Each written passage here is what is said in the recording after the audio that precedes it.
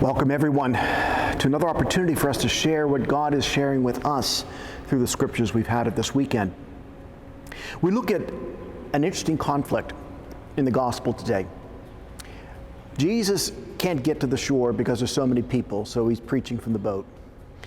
But through that crowd, a very concerned and scared father comes through the crowd, a head official named Jairus, and he's looking for Jesus. Please come visit my daughter before she dies.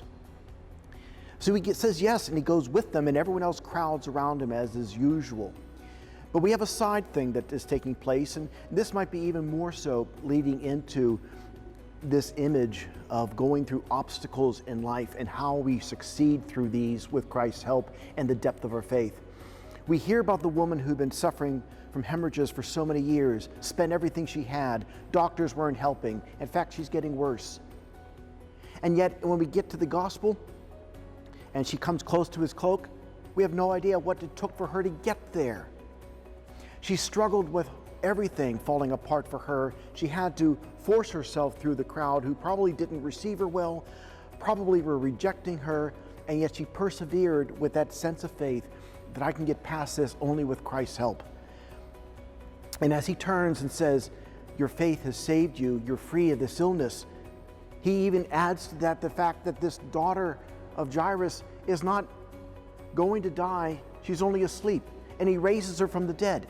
What we're hearing from Christ telling us is that everything that we have endured through our coming together as a parish, from our trying to work with each other as a united communities, to find ourselves having to be put off by pandemic and now needing to build again, he's asking us to see what is it in you that you are willing to do to get past the obstacles that you're experiencing and to allow the gift of your faith to move you and motivate you by your tithing, your time, your treasure, your talent, to allow this church to be picked up and to succeed and move forward for all of our sakes.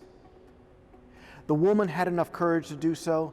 Jesus had much love to do so for her and for Jairus and for his daughter and family.